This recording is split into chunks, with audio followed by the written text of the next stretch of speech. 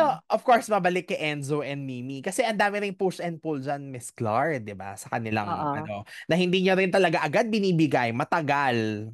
Aba, May buwan. kailangan. Di Oo ba? naman. Siyempre, di ba? Kailangan i-tease nyo muna. Talagang i-hook muna yung audience hanggang sa, okay, sakay na tayo. Pero di ba, grabe.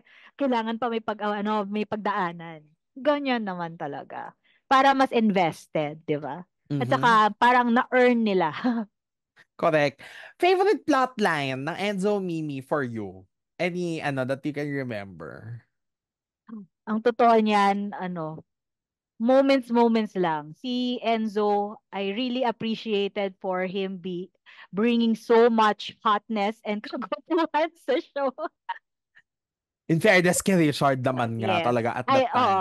I remember his go-see. He was just cool. Tapos, kinukwento niya kung sino siya, ganyan. Tapos parang, ay, oo.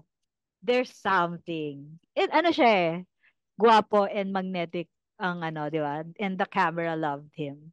Mhm. Pero conscious choice yun na si Mimi ang ipapartner nyo kay Enzo. Kasi yun nga, the rest of the teens, meron, di ba si Karen at si Riley pa sana dapat, yung mga until nag-shuffling, ganyan. Oo. Yun nga eh. It was always laging timpla. Anong okay na timpla? Mahirap, I think kahit na nung time na napagdesisyon na sila, there were always hesitations. Kasi dahil doon sa Pinorman prior to that season, di ba mas matanda si Mimi? Di ba laging issue yon. Di Oo. ba? Syempre pag your professionals na 1 or 2 years, wala na yan. High school yung isa.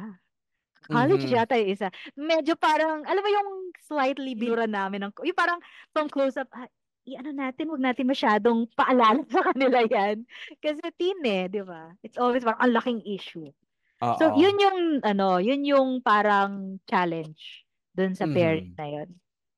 Mhm.